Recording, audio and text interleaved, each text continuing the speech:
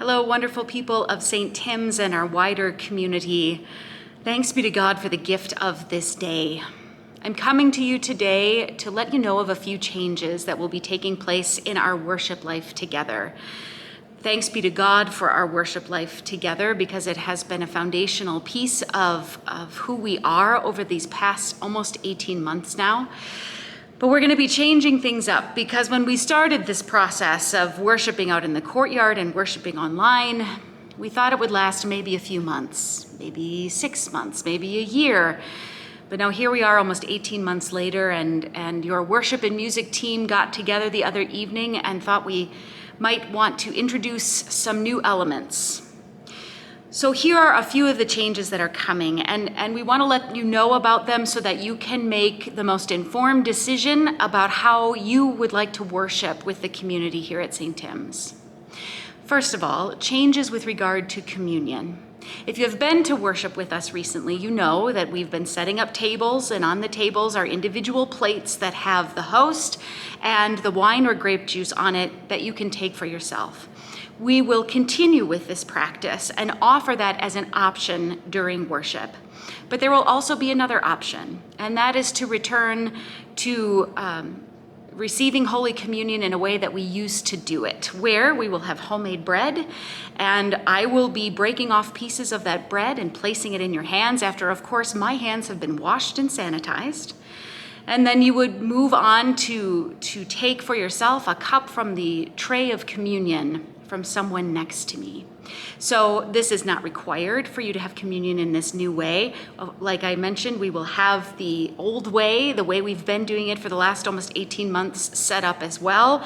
But it's just another option for how you may receive this glorious gift of God that sustains all of us from week to week. The second change will be music. A very generous gift has been made to the church that will allow us to purchase our own keyboard for outside. So we will be having keyboard music outside that will allow us to sing together one song each outdoor worship. So if you are missing singing, as I know all of us have been missing that so much, we will include that in the outdoor worship experience at both 8:30 and 9:20.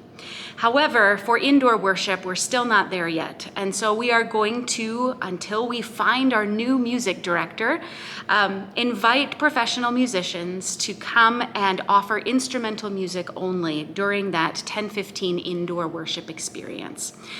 So again, we will be keeping masks inside, and those who will be serving communion outside will also be wearing masks. I should have mentioned that. But these are a couple of changes to our in-person worship. Finally, our online worship, we're going to be streamlining a little bit in this in-between time when our beloved music director, who has been putting together online worship for this entire time, is leaving us. And we wish Clara well. She will be a blessing wherever she goes. But between her departure and our ability to stream worship live from the sanctuary, we're going to have a pared down online worship offering. There will still be music.